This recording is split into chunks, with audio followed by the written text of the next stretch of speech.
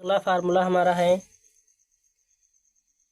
ए की घात यम गुणे ए की घात यन यदि लिखा हो तो उसको हम लिख सकते हैं ए की घात यम गुणे यन।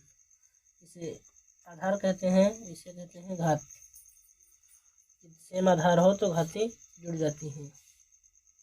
जैसे एग्जांपल समझ रहे हैं हम, 5 की घात 3 गुणे 5 की घात 2 तो उसे हम लिखेंगे 5 की घात 3 + 2 अर्थात 5 की घात 5।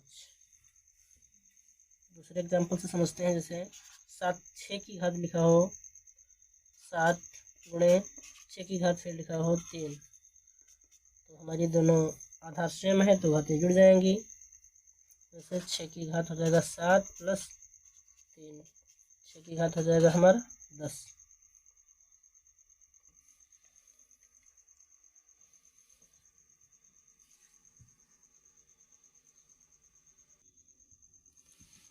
अगला फार्मूला हमारा है, यदि लिखा हो ए की घात यम, भाग का निशान बीच में लगा हो और ए की घात यन, तो भाग है तो यहाँ पर दोनों घातें घट जाएंगी। यम माइनस यन, ए की घात हो जाएगा यम माइनस यन, क्योंकि भाग में देखो जब भाग करना होता है तो वहाँ पर घटाया जाता है। तो इसी से सोचते हैं हम कि भाग में आधार सेम होगा तो भाग में घातें घट जाती हैं, और गुणा में जोड़ा जाता है इसीलिए गुणा में घातें जुड़ जाती हैं। एग्जाम्पल द्वारा इसे समझते हैं हम। इसे लिखा हो 6 की घात 4 भागे 6 की घात 3, तो ये हमारा आधार सेम है तो घातें घट जाएंगी। 6 की घात 4 - 3 अर्थात 6 की घात हो जाएगा हमारा। दूसरे एग्जाम्पल द्वारा समझते हैं हम। जैसे लिखा हो 10 की घात 6 भागे 10 की घात 3, तो इसको हम लिखेंगे 10 की घात 6 - 3 अर्थात 10 की घात 3। दोस्तों हम पहले भी बता चुके हैं कि आप लोगों को फार्मूला याद नहीं करना है, कॉन्सेप्ट को समझना है। भाग में घातें घटाई जाती हैं यदि आधार सेम हो तो।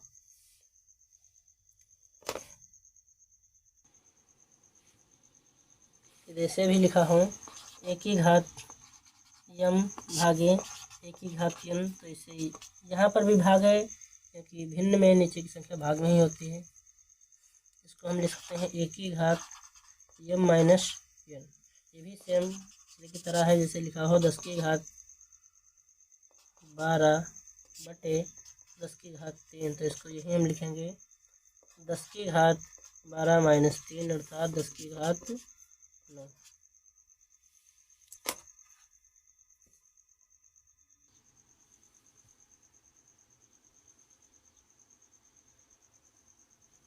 अगला फार्मूला हमारा है ए बटे बी इसकी घात हो माइनस का यम, तो इसको हम लिख सकते हैं बी बटे ए इसकी घात हो जाएगी प्लस में यम। जैसे एग्जाम्पल द्वारा समझते हैं इसको हम।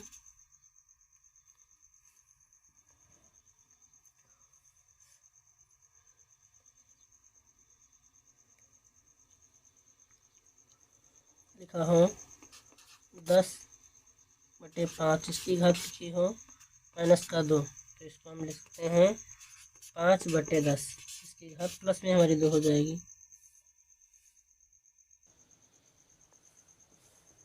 अब अगला फार्मूला हमारा है ए इस पर करंडी लगी हुई हो तो इसको हम लिखेंगे ए की घात 1 बटे 2।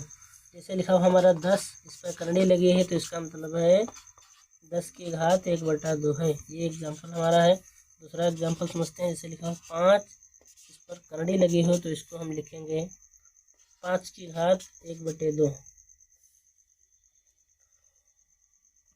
अगला हमारा फार्मूला है। जैसे लिखा हो फार्मूला है ए इस पर करंडी लगी हुई हो, ए इस पर करंडी लगी हुई हो, यहाँ पर लिखा हो यन। यन का मतलब कोई संख्या हो सकती है, तो इसको हम लिखेंगे ए की घात 1/n। जैसे समझते हैं इसे हम 10, यहाँ पर कंडी लगी हुई है, 10 पर कंडी लगी हुई है, यहाँ पर लिखा है 8, तो इसको हम लिखेंगे 10 की घात 1/8।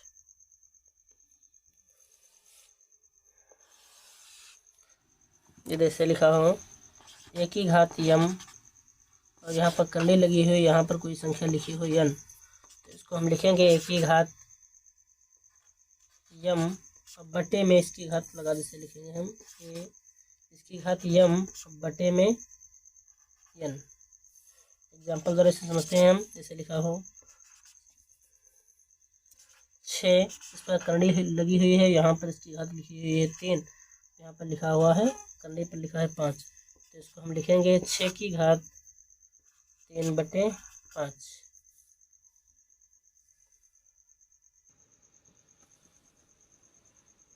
दोस्तों ये थे हमारे कुछ फार्मूलास, इनका प्रयोग करके हम घातांक के एवं कंडी के प्रश्नों को हल करते हैं। इसे कुछ प्रश्नों को हल करके हम देखते हैं।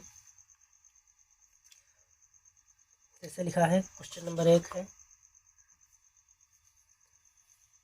क्वेश्चन नंबर 1 है, लिखा है 64, इसकी घात लगी हुई है 1/2,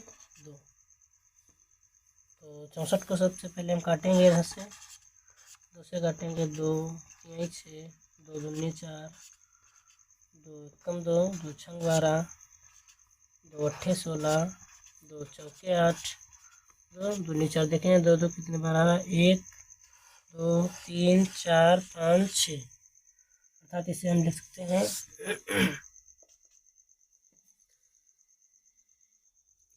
इसे हम लिख सकते हैं 2 की घात 6, और इस पूरे की घात लिखी हुई है 1/2। अब देखो हमारा 1 की घात m की घात n वाला फार्मूला यहाँ पर यूज होगा। 6 यहाँ पर लिखा है 2, 2 की घात 6, और घात की घात होता है तो गुणा हो जाता है 1/2, इसके नीचे 1, 2 से काटेंगे, 2 एकम 2, 2 3 6, अर्थात 2 की घात हो गया हमारा 3। अब 2 की घात 3 का मतलब है 2 गुणे 2 गुणे 2, अर्थात 2 दूनी 4 दूनी 8।